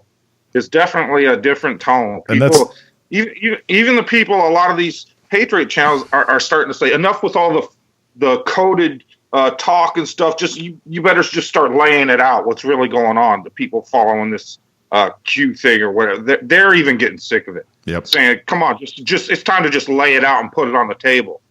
And so people are, we were saying that, there was 100 of us on Twitter saying that when Corey Haim came out, and then he started in all of his bullshit. I need $60 million to make a movie to talk about it. And fuck you, dude. Talk about it. Drop names. Get it off of your chest.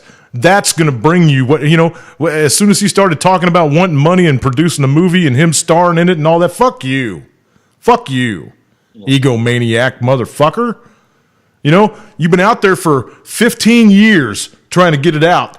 You've been talking about it for 15 years, and now when people are starting to pay attention to you, all of a sudden you want a fucking fat stack of money. Fuck off. I was backing Corey for a while, man, but then when he started into that crap about wanting $60 million to make a movie about it, go fuck yourself, dude. Damn. Hollywood shithead. But it's going to come out, and I've been saying it for weeks and weeks and weeks. This pedophilia, this human trafficking, whatever you want to call it now, I mean, it's kind of like the weather bomb thing. They call shit different shit, right? Global warming, global cooling, whatever. This pedophilia scandal, which is what it is, these people like to fuck children, it's going to reach everywhere.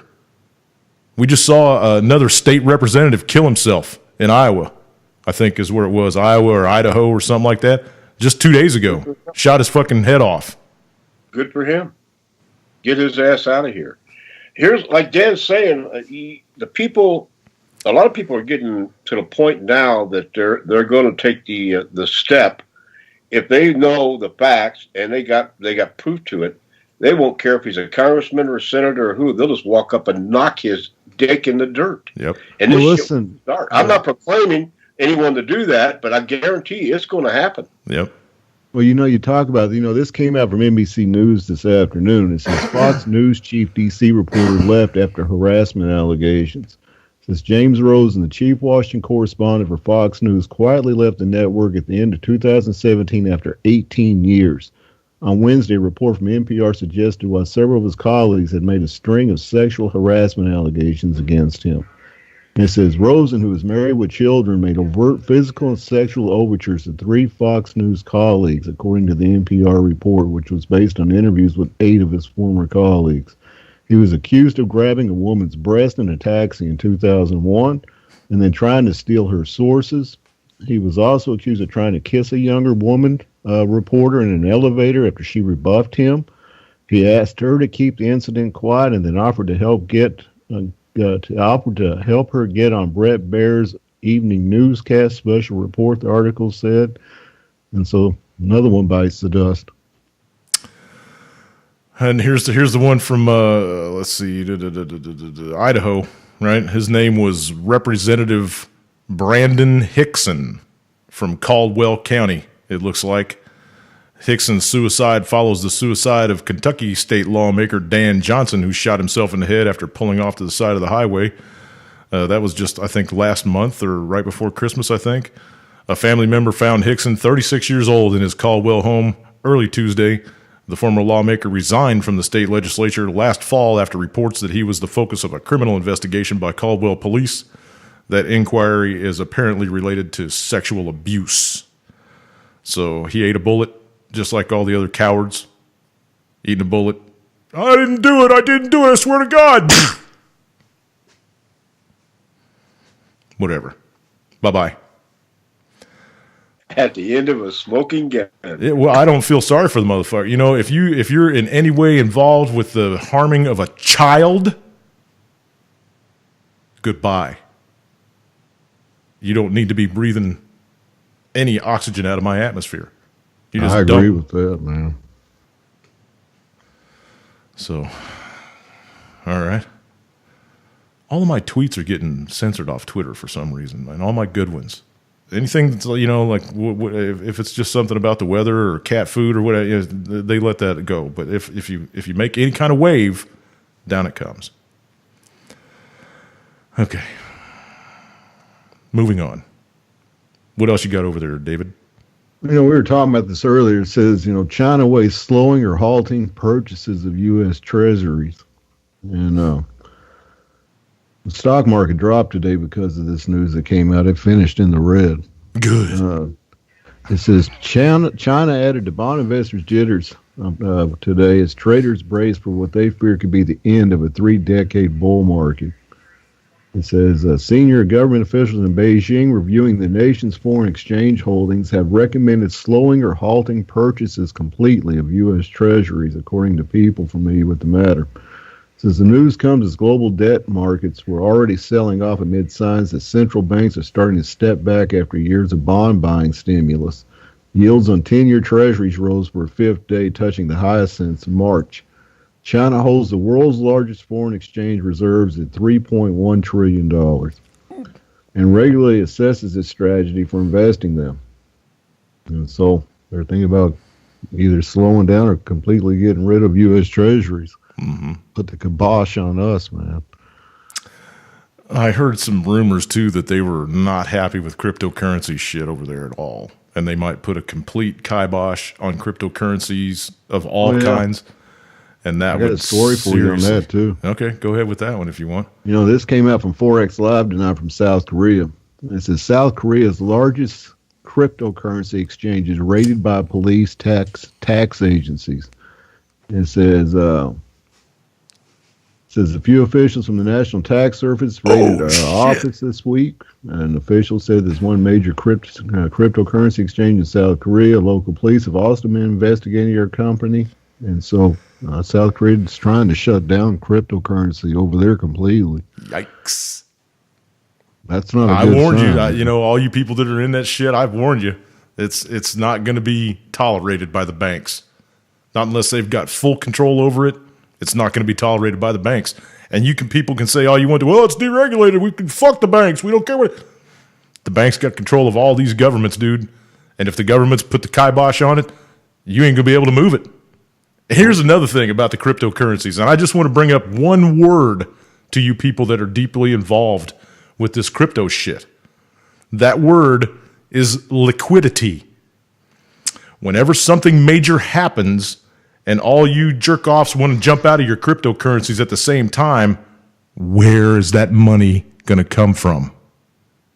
It ain't. They give you a lot of monopoly money. Nobody's going to want to buy the shit. You know what I'm saying? If everybody's trying to jump out at the same time, there's no stupid ass that's going to be there buying it at its fucking high. You people are going to get fucked out of all the money you've got riding in those cryptos. That's why I'm telling you, if you play the game, you better know how to play it, and you better know when to get out.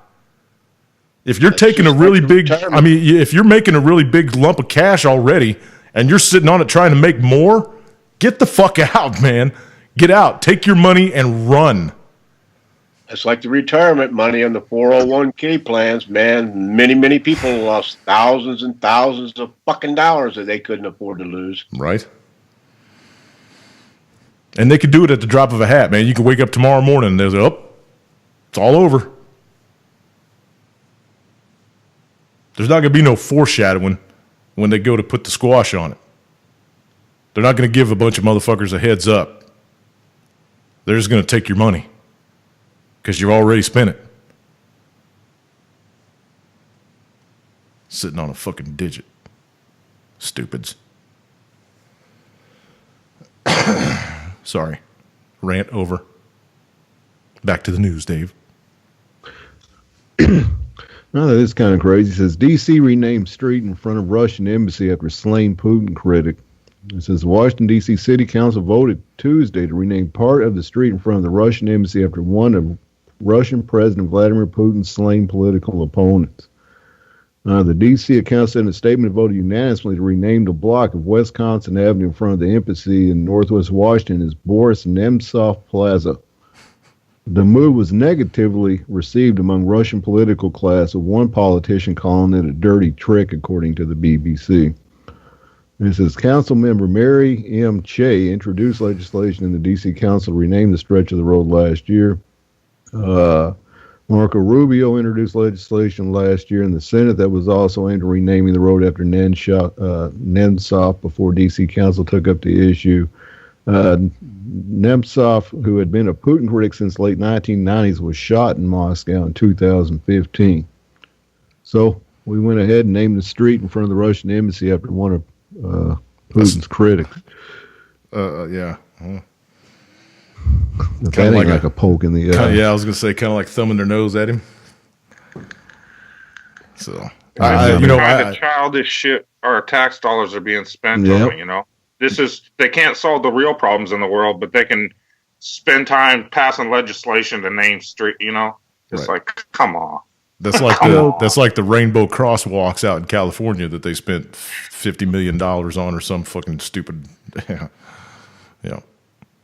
Homeless people everywhere. I across a story today that I've never heard of before. I didn't know this was going on in America, and it made me sad and mad at the same time. But this came out today from CBS Evening News, and I got a video of it here, but it says man captures video of patient dumping outside Baltimore hospital. It says overnight, Emu Baraka was walking past the Baltimore hospital. He noticed something he says he'll never forget.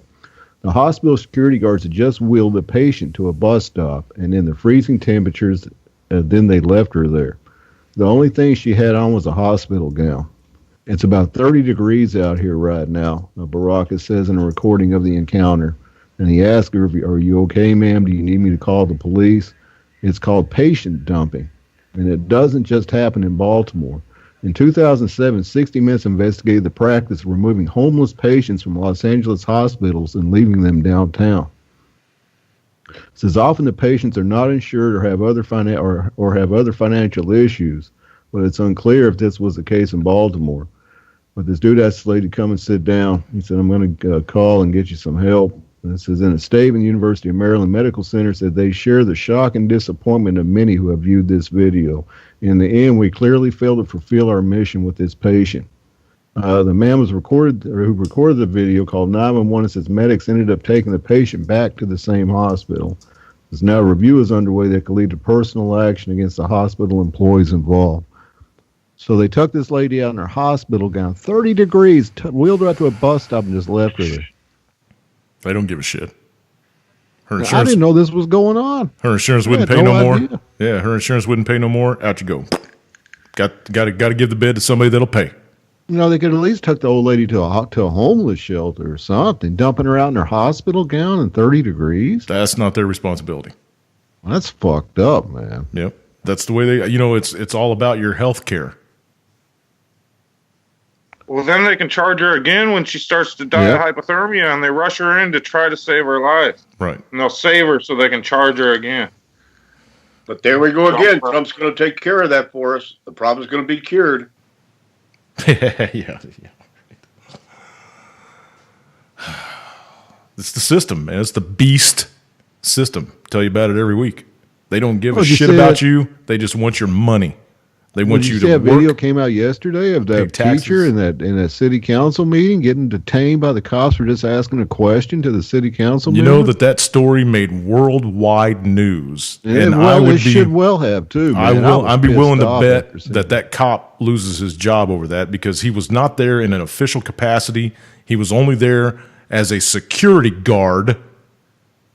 Whether he was a real cop or not, when he was on duty, he was not on duty. He was off duty. Yep. Off-duty marshal. So I'd be willing to bet that cat's going to lose his job. There was absolutely no reason for him to put her in handcuffs. There was no reason for her to get arrested. There was no reason for him to push her to the floor. What was the question she asked? She wasn't asking any questions. She was pissed off that they were giving some head honcho at the school board a $30,000 a year raise when the teachers didn't get shit. And all the class sizes were anything. No, she was stating about it. And she was speaking for a bunch of other teachers that were too cowardly to stand up for themselves. She made that point right off the bat. She was like, I'm not speaking for myself. I'm speaking for a handful of other people that are too scared to come up here and speak their mind. So, yeah, and then let me guess, as soon as she got cuffed, they all started saying, shill, she's a shill. No, they pushed her out. So they didn't help her. That's what made me mad. Is all those teachers should have went up to that cop and shouldn't have let him put the cuffs. Right. They stand there like a bunch of cowardly fucking sheep, man. And this lady takes a bullet for the team. I'm willing to bet that she's going to make out in the end on this one. The school tried to come out and say, well, we're not going to press charges against her. I'm like, what are you going to put charges? What? You don't have no charges against her. Well, yeah, but the sheriff's office said that they were going to pursue charges because she disobeyed an officer. Whatever. Go fuck yourself. He was off duty. He had absolutely no authority over anybody at that meeting. It was a fucking council meeting for the school district. Fuck off, man. I hope that cat loses his job. God, arrogant shithead. Nothing but a roided out, stupid fucking cop with an 80 IQ. That city council member, whoever told that cop to go after her too, should be in fucking trouble. But he denied that. He denied. Oh, we didn't say anything about him having to get her out or nothing like that. It just shows how cowardly these people are. Where you can't go in and speak your mind without them tossing you out. And these people are so arrogant, they think that because they're elected to a position that all of a sudden they've got more power than everybody else around them. You people are public servants. But that's not the way stuff's run anymore. Those aren't city council meetings. Those are It wasn't even city council. It was the fucking school board, man. Our school board worship meetings. If you don't go there to worship them, then apparently you go to jail. What do they have them for if they're not to address grievances, know? Exactly. And if she's up there, like he says, not cussing, They recognized her to speak, and it was the second time that she was recognized to speak that they didn't want to hear what she had to say and basically gave her the poo-poo. Poo-poo. Yeah. So, yeah, I imagine there's going to be a bunch of lawsuits flying around. But here's a whole other thing. If she wins the lawsuits, whether it be against the school board or against the sheriff's office, the people are going to have to pay, which is wrong. Well, yeah, the people will be end up paying her, her settlement in the end. That's what I'm saying. If it's the school board, they're just going to take it out of your fucking taxes. If it's the sheriff office, they're just going to take it out of your fucking taxes because we pay for all the motherfucking shit. Kind of gives these cops cover to do shit like that. That's exactly right. And that's why I think, and Sandy, I don't know if she's in the room tonight or not, but she said that most cops are bonded and insured last time that we had this discussion about this shit. I don't see that because I don't see any insurance companies dropping cops because they had to pay out on a fucking claim. They might be covered by some kind of thin blue line union or something, but I don't think that most cops are bonded and insured and carry their own insurance policies, which they should have to. If you carry a gun and a badge and think that you're some kind of police officer or whatever, you should have to carry your own insurance. And if you fuck up, you're going to have to pay. When I worked for Pinkerton, I was a lieutenant carrying a gun. We were bonded, and we had insurance. Right. Guaranteed. When I was driving a fucking tow truck down in the city of Houston, I was bonded and insured. For $500,000. Cost me like $1,600 a year. So that if there's one thing, we could do an entire fucking show on the police departments in this country and how out of control they are. I promise you, we could do an entire 2-hour show and we would still have shit to talk about when we were done. And there's something to be said. It's not, people think it's just stereotyping or putting labels on cops when you say a roided up, roid raging cop. There's a gang of them here, and one of the sheriff's office up here in Washington got busted dealing the shit. Yep. I just came across a story earlier today of a cop that got busted at a nightclub doing lines off the fucking bar. Yeah, we got one cop here in this town got busted for dealing, and he was pissed off that he got busted. Yeah. That he should have been overlooked because he was on the force. Bullshit. Oh, I was undercover. He wasn't really doing it. Whatever. Fuck off. And I still stand by the whole thing. You know, everybody wants to say, "Oh, I know a good cop. I know some good cops." Yeah. Then why aren't they arresting the bad ones? You know. And there's so many fucking stories. You can't tell me it's just rogue cops. It's just a bad apple. It's just one bad apple in the bunch. No. It's happening all the time. It's happening every day, multiple times a day. Innocent people getting shot, pets getting murdered in front of their kids. You know, it happens every day. So no, it's not just a random rogue element. It's the way these people are trained. It's their mentality. It's their lack of education.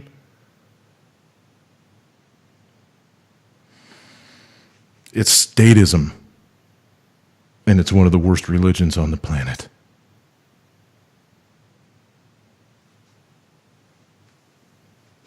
Sorry. Go ahead, Dave. What now? Here, I think this was a pretty cool story. This was international. It says Ritz hotel robbery, armed thieves steal jewelry worth millions in Paris. I saw this. It says 3 people arrested and 2 on the run after stealing jewels worth $4.7 million. And it says armed robbers have stolen jewelry reportedly worth millions of pounds from the rich hotel in Paris. It says French police say 5 thieves, some of them armed, entered the luxury hotel and stole goods worth an important sum. This is funny because I just saw a thing on YouTube today for the new Ocean's 8 movie about the women, grifters that get together and pull off the jewelry heist. So, go ahead. You know, this shit really happens, you know. Yeah. And it says a police spokesman said 3 suspects were arrested, but 2 escaped following the robbery at about 6:30 p.m. on Wednesday. He said no one was injured. It says according to this one paper, their patrolling police officer used a taser to stop 3 of the robbers, but the remaining 2 fled with the jewels.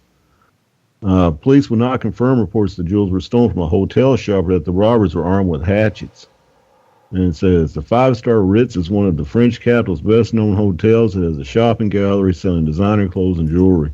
So they got 3 of the 5, but 3 they got didn't have the jewels on them. The other 2 did, and they got away. Good on them. Good on them. And now they only got to split it 2 ways. That's it. That's it. I'm sure their boys are ratting them out, though. As long as the other 3 can keep their mouths shut. The one guy said his name was Joey Bag of Donuts.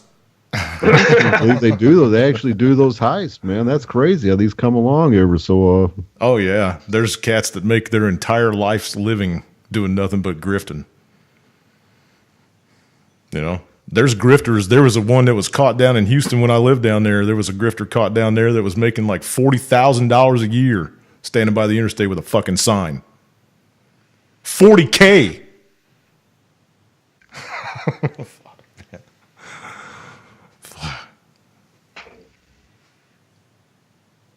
You know, this came out today. I thought it was kind of interesting. I don't know if it has any kind of meme. It says Julian Assange denied diplomatic status by British government after Ecuador request. It says the Foreign Office rejected a request from Ecuador to grant Julian Assange diplomatic status. The WikiLeaks founder has been living in the London embassy of the South American country for 5.5 years after being granted political asylum there. And it says Ecuador's foreign minister said on Wednesday the country was seeking mediation to resolve the impasse.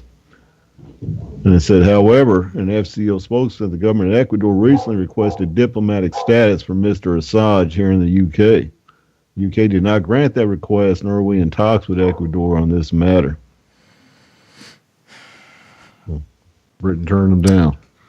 He gonna get on a plane and fly to Ecuador now so he can live in a regular flat and shit instead of cooped up in a room in an embassy in London?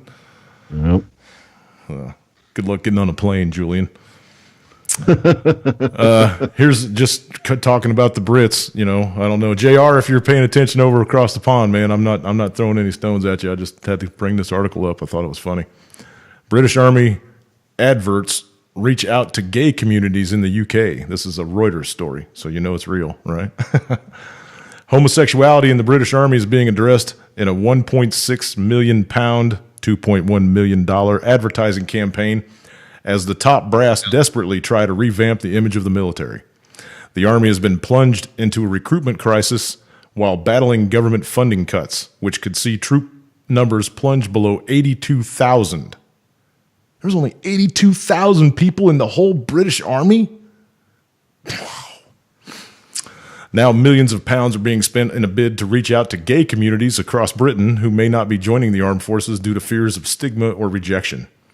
Muslim communities are also being targeted in the Army's Belonging campaign videos, which ask, what if I get emotional? Can I be gay in the Army? And do I have to be a superhero? What? Are you fucking people serious? That shit. Oh, shit. Here, hang on. It gets better. In one video, a gay man claims he was happy to open up about being in a homosexual relationship despite fears that he would be treated badly. He describes how he wanted to be a medic after his brother served in Afghanistan. I was really worried about whether I'd be accepted, he said in the 40-second clip. But within days, I was more than confident about being who I was. I am not afraid to talk about having a boyfriend. I thought I would have to hide it, but once you've done it, I thought, why did I make such a big thing for so long? Oh, jeez, man. One serving soldier told RT UK that the campaigns are designed to keep government training contractors in jobs. He described the armed forces training sessions that were mandatory in the military, despite many being outdated and unnecessary. There's a couple of quotes here. Let's see. Surveys carried out in the forces have been criticized by soldiers who claim the questions are designed to give the appearance of problems. For example, one bullying survey asks if anyone has ever had someone be mean to them once. Show me on this doll where the guy hurt you. Whatever, man. These guys have to wear pink scarves. Okay, I'm going to leave that. If you guys want to see it, it's on RT. You can go grab the article yourself. Camouflage. I got to leave it right there, man. Oh. Pink with a little dusted blue. Is that it? Okay, moving on. What do you got over there, David? This was interesting. This came out from RT tonight. It says Muslims projected to bypass Jews as second largest U.S. religious denomination by 2040. And it says there were some 3.45 million Muslims living in the United States in 2017. 3.45 million. And it says, according to this one research center, the numbers expect to jump significantly over the next couple of decades. And basically, they said by 2040, Muslims are going to outpace the Jews here and be the second largest religion. Speaking on that, what? Oh, go ahead. 4.5 million? Man, there's an army. If somebody's over here because they're scared of over there, put them in the army. They go fight each other. We got more Muslims in the country than the Britons got in their entire fucking armed forces. We got more in Fargo than Britain's got, I think.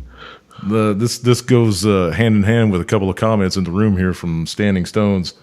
He said some Somali scumbag attacked a Meals on Wheels driver making a delivery in Burlington, Vermont, attacked him with a machete. So, yeah, I don't know, man. It's ridiculous, man. Ridiculous. Okay, and here's something else that's just funny as hell. I saw this earlier on antimedia.com. theantimedia.org. It's not .com, .org. Jerry Seinfeld visits the Israeli terror fantasy camp in the West Bank with his family. Took him out for just a fun vacation at the terrorist training camp. So here's just a little bit of this article. American comedian Jerry Seinfeld visited an Israeli counter-terror security training academy in the occupied West Bank with his family last week, and Palestinian and human rights activists didn't find it funny at all. The star of the celebrated sitcom Seinfeld drew condemnations for posing with Israeli trainers at the Caliber 3 Academy near the illegal settlement of Efrat, south of Bethlehem. The academy posted photos of the comedian with his family on Facebook, saying they had come to the site for shooting training with displays of combat, Krav Maga, assault dogs, and lots of Zionism. It was great. That was from the Academy. I wonder if there was any ass slapping going on there. In one photo, the comedian is seen holding a machine gun. The post was later deleted without explanation. Critics accused Seinfeld of supporting the apartheid system in the West Bank and endorsing the occupation. In December of 2016, the UN Security Council denounced Israeli settlements in the West Bank and East Jerusalem. A promotional video on the training company's website shows men dressed in military uniforms raiding a roofless house layout with a Palestinian flag hanging from one of its doors. Targets feature illustrations of Arab-looking militants with Palestinian keffiyehs, I can't remember, I don't know how to pronounce that word, wrapped around their heads, the thingies. Although Caliber 3 and other Israeli training companies' services are aimed at professional security personnel, anti-terror fantasy camps are becoming a growing industry in Israel. Caliber 3 promises the ultimate tourist experience with programs that include shooting adventure and survival training. Jerry Seinfeld photographed his kids with machine guns. If any Arab or Muslim did the same, they'd be savaged as unfit parents, and 10 million think pieces would be written about how those people indoctrinate their children into violence. Palestinian-American academic Stephen Salida wrote on Twitter, Jerry Seinfeld and his family play fascists in the West Bank, indoctrinating his young children to murder Palestinians and steal land. There's nothing funny about apartheid, occupation, settlement expansion, and executing occupied Palestinians. The lack of humor in Seinfeld's behavior was a recurring theme in the criticism to his visit. There's nothing funny about occupation. Oh, okay, I just read that. The comedian also visited an Israeli airbase earlier in his trip, but his Twitter attempt to humorize the visit backfired. The comedian proclaimed that bombing takes a different meaning between himself and the Israeli Air Force, an apparent reference to failed jokes. This guy is such a nobody now. Who gives a shit about Jerry Seinfeld? He's a fucking nobody now, right? How long has this show been off the air? Who gives 2 squirts of piss about what he has to say? Stop making stupid people famous. And we should be worried about the Muslims? This is all fucking indoctrination, how come man. Nobody ever says we should be worried about these motherfuckers? Yeah. These fucking Zionists. What does he need to go to what do they need to have a terrorist training camp for? They don't fight their own wars.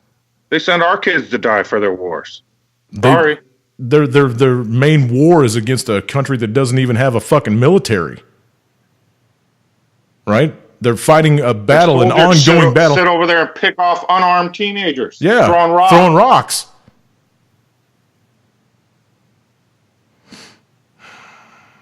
All right. David, you got another story? Let me see here. This came out today. It says Israeli politicians suggest Saudi Arabia take responsibility of Jerusalem's holy sites. And it says an Israeli opposition leader called on Tuesday for Saudi Arabia to become responsible for the holy sites in Jerusalem, as it has experience in managing holy sites in the cities of Mecca and Medina. And it says suggestion in an interview in a Saudi-funded Elif News website that Saudi Arabia could play a big role in the issue of Jerusalem. It says, when we reach this stage during negotiations of talking about Jerusalem and the holy sites such as Al-Qasa Mosque, I think there must be a Saudi role and responsibility for the holy sites. You know, that's going to piss Jordan off, because right now Jordan controls them. Mm-hmm. And now Israel, you know, it's becoming all buddy-buddy with Saudi now and saying Saudi should run them. I've been telling you people for years, the Saudi Arabian, the House of Saud is nothing but another Jewish sect. Take the turbans off of their heads, take the clothes off of their bodies, dress them up like a Jew, look at their faces, and you'll see they are the same fucking bloodline. Bolsheviks. No.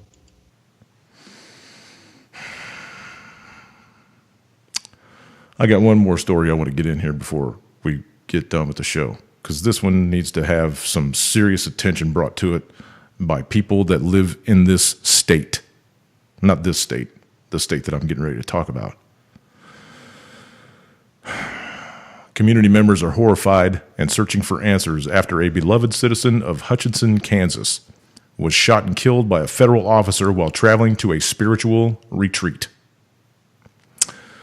Tyler Miller, 51, was driving on a curvy mountain road in Coconino National Forest in Arizona when he lost control of his pickup truck and hit a large rock, according to a report from KWCH News.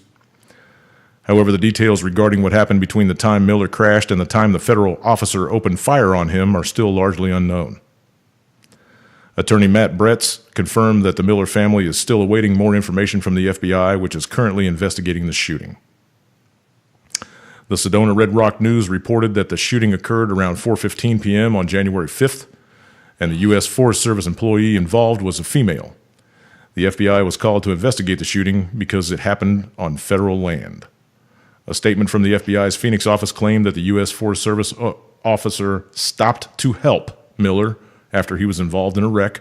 However, the agency did not include details about what occurred when the officer approached Miller, how long the encounter lasted, or why it turned deadly. The FBI did admit that Miller was not armed, and it claimed that all it knows about the incident right now is that after Miller got out of his crashed vehicle, a U.S. Forest Service officer shot him near the scene of the accident. The agency has also given conflicting reports concerning the status of the officer who killed Miller. While the initial report stated that a Forest Service law enforcement officer who was involved in the shooting was not injured, an update to the original story from KWCH claimed that the officer was also wounded in a subsequent altercation. That means after the fact. The FBI has not said if the officer who shot Miller was wearing a body cam, and it has not indicated whether the dash cam footage from the incident will be released. The agency has confirmed that it will turn the case over to the U.S. Attorney's Office to determine if the officer will face any charges. Bretz told Fox 10 Phoenix that Miller was a kind, hard-working businessman and was married to his high school sweetheart for 28 years. His wife and 4 sons are now left searching for answers about what led to his tragic death. If you were to ask anybody about what was the most memorable characteristic, most people would say his smile, Bretz said. For the family, trying to understand what happened is just unimaginable. The Hutchinson News described Miller as everyone's best friend in a heartfelt tribute that told the story of his impact on the community. In addition to owning several businesses in the town, Miller also influenced the lives of people around him by giving them second chances. He trusted people. He gave jobs to people everybody else had turned their backs on. Ty would give them a hand up and a chance, said Christine Throckmorton, who worked for Miller for 8 years. This story goes on and on. It goes on for a little bit longer. I'm going to go ahead and finish it out. Fuck it. He trusted people. Let's see. Bo Earhart, a bondsman who worked for Miller's company, told Hutchinson News that he would be remembered as a man who would have done anything for his family. Above all, he was a family guy, and he thought the world of his wife and sons. He never missed his son's ball games or wrestling matches because he was very centered around family. He wanted to know about all of his friends' families. Earhart said Miller was generous to both his employees and to other members of the community. 1 week ago, he was ordering lunch at Chick-fil-A when he decided to pay for the meals of the people in line behind him. Ironically, they were all police officers.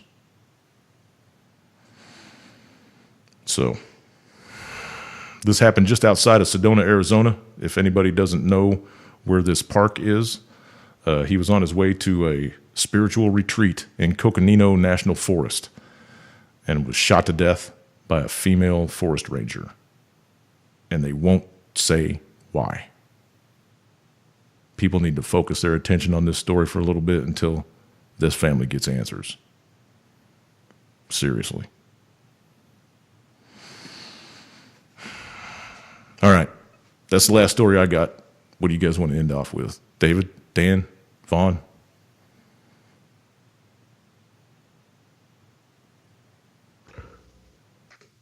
No, I really don't have anything more. No? Yeah, that's a good one to end on, man. I want to go check that story out myself. I hadn't heard about it. Too much of that going on. Too much of that going on. That's that's one of these stories of cops killing innocent people occur every single day in this country. And it has to stop. These people are public servants. They're not public executioners. I've said it on the last couple of shows in a row. I know I have.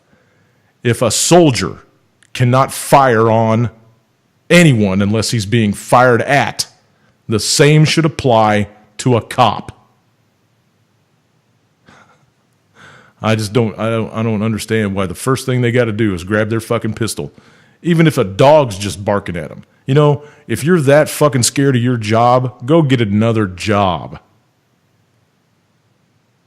So we're led to believe that she shot him and shot herself. Is that what we're hearing? Because he didn't have no gun. I don't know. They said that she was wounded in a subsequent altercation. Like maybe some passerby saw her shoot an innocent man and decided to beat the shit out of her because she needed an ass whooping. I don't know. They won't give up any information, And that's the problem with the federal government, because all you fucking people are public servants too. And if the public wants an answer, you're obliged to give it because we employ you. Ass clowns.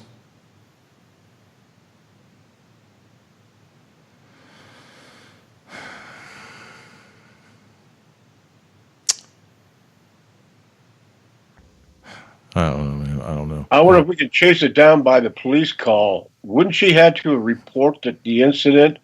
And shouldn't there have been a live report of that through some, I know we got we can listen to the police around here. Now, I don't know. Yeah, but it's Park Service, man. I mean, it's Park Service. I don't know if Broadcastify carries Park Service on their broadcasts, or I mean, you gotta know what frequency you're looking for when you're listening to them people, because they don't broadcast on regular police frequencies. That's all federal shit. The guy had a fucking accident, man. Even if he was drunk driving or something, there ain't no reason to fucking murder him on the side of the highway. What did she think he was, a Mexican drug runner and going up there in the mountains or somewhere to hide his stash? I don't know, dude. They won't give up any information. That's the one thing that just gets the shit out of me about this whole story, is that the feds just clam up whenever they fucking want to. Right? I don't know. It ain't a matter of national security or nothing. Sorry, Dan. Go ahead. Oh, I was just gonna say. I mean, what? It's not just with these situations either. You gotta pass the bill to read what's in it. Right. Exactly. Bullshit we put up with anymore. Smoke and mirrors. Left hand, right hand, all the whatever. And then stories like this just make me shake my head. And It's shit like this that takes away my little glimmer of hope. When I get those little glimmers of hope that humanity's fucking waking up and going to do something, then shit like this comes out, Well, especially when they hide it. Now, there's 4 young men there. I don't know their ages of his sons, but what kind of a sour taste are they going to have towards the force? Right. The law enforcement, period, that their dad got smoked knowing their dad was not doing anything wrong. Right. This is how they make little terrorists over in countries off out of the United States. They go over there and bomb their dads, make them pissed off at the United States, right? Makes little terrorists. Well, when something like that happens in country, what do you think happens? You get a bunch of people that have a bad taste in their mouth for law enforcement and won't ever trust you fucking people again, ever. You expect me to trust you? You fucking people murdered my dad.